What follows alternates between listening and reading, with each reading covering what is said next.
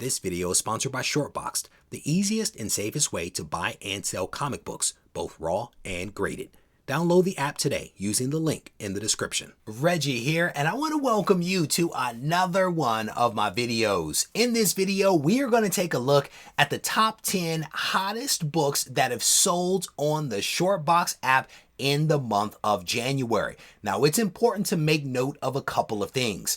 This list does not include any books that were part of an auction. Shortboxed has been doing a couple of auctions as of late, and that data is not included here. However, we are including sales for both raw and graded comics because both are available on the Shortboxed app. And I will tell you, there is one book on this list that actually surprised me. It surprised me, and we are going to run it down right now. The number 10 book on the list is Marvel Superheroes Secret Wars issue number 8. This book is, of course, the first appearance of the black costume that later becomes Venom.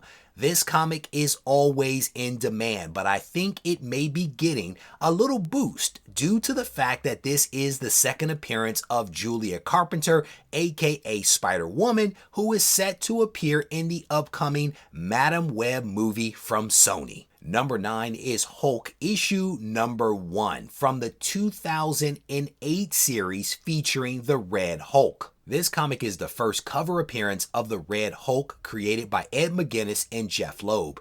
If you haven't yet read this series, I recommend it. It is an older series, but it is an enjoyable one. Number 8 is Amazing Spider-Man issue number 129. This is one of the more expensive comics on the list, and it is the first appearance of Punisher and also of Jackal, created by John Romita Sr. and Jerry Conway.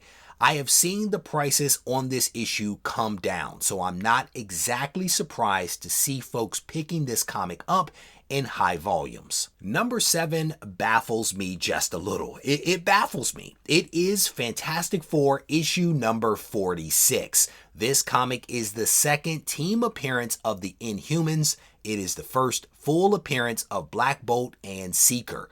I've been doing these hot lists and countdown lists for a long time, and I've never seen Fantastic Four 46 appear on the list. So I am baffled by this. Maybe you can help me figure it out. Maybe you know something that I don't. And if you do, sound off in the comment section and let me know your thoughts. Number 6, Uncanny X-Men issue number 266, the first cover and second appearance of Gambit.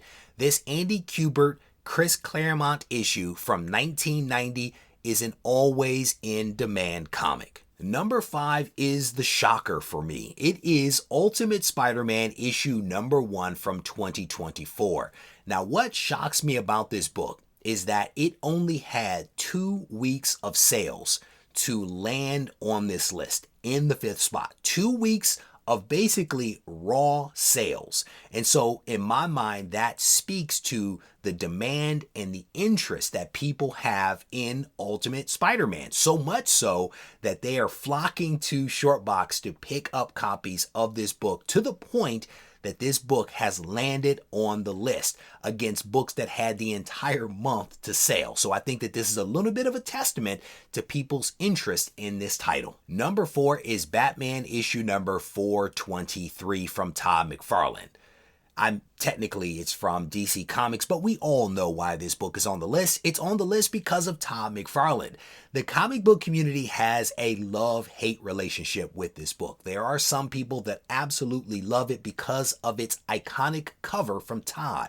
There are people that hate it for the exact same reason. A lot of folks view this as a lazy cover from Todd because it's just a bunch of cape.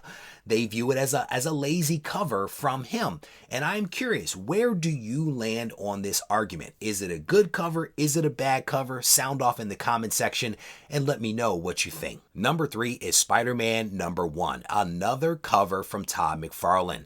This book always seems to be in demand, and I think that demand is fueled by the fact that it's from Todd McFarlane, it's nostalgic for a lot of people, and it's also just a great cover featuring Spider-Man that is often homaged by other artists. Number 2 is Something is Killing the Children, issue number 1 from Boom Studios. This book is one of the few indie comics that consistently shows up alongside heavy hitters from Marvel, DC, and Image. And I think that that is a testament to the quality of this story. If you have not read it, check it out. And number 1, Ultimate Fallout issue number 1, featuring the first appearance of Miles Morales, the Spider-Man from an alternate universe. Like Amazing Spider-Man issue number 129, I have seen the value of this comic decline over the years, and I think it's getting to the place where people are able to pick it up. People that have been priced out back when this book was $3,000 for a 9.8, they are in a position now to be able to pick it up. And again, I think that that might be a testament to the quality of this character known as Miles Morales. So there you have it. That is the end of our countdown of the top 10 hottest selling books on the Shortboxed app. But I wanted to give you guys some additional insight.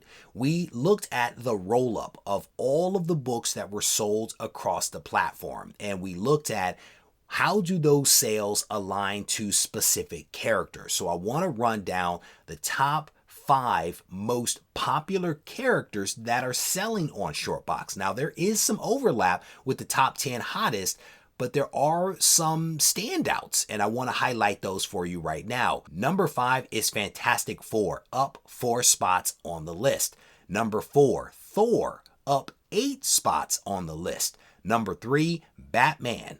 Number 2, X-Men, and number 1 is Spider-Man, and no one is really shocked by that, but I will tell you that Spider-Man and the X-Men have been battling back and forth, and so it'll be interesting to see if the X-Men are able to overtake Spider-Man for that number 1 spot of the most in-demand characters. With that, we are going to wrap this video up. I want to thank you all for taking the time to watch. Hopefully you enjoyed the video, and if you did, go ahead and give it a thumbs up. If you want to reach out to me, you can do it on Instagram at Regie Collects. Take care. This thing on? Mic check. I just want to make sure y'all can hear me clearly. Yeah. Should you practice art? Or should art be your practice? I had a question, so I asked it. Not to anyone specifically, but to my inner God, you know? The one that's gonna be a master. The one that's more than a rapper. The one that's an educator. The one that seeks enlightenment. He travels with concepts. He's got the mindset expansive. He understands that his time combined with travel and concepts makes his mind convex. Sort of like when you look at a brain scan. Straight off meditation, we was concaving until we had that eternal dialogue that created our dialect. Now we in distinct rooms of pure souls having them conversations. Synergy and combination.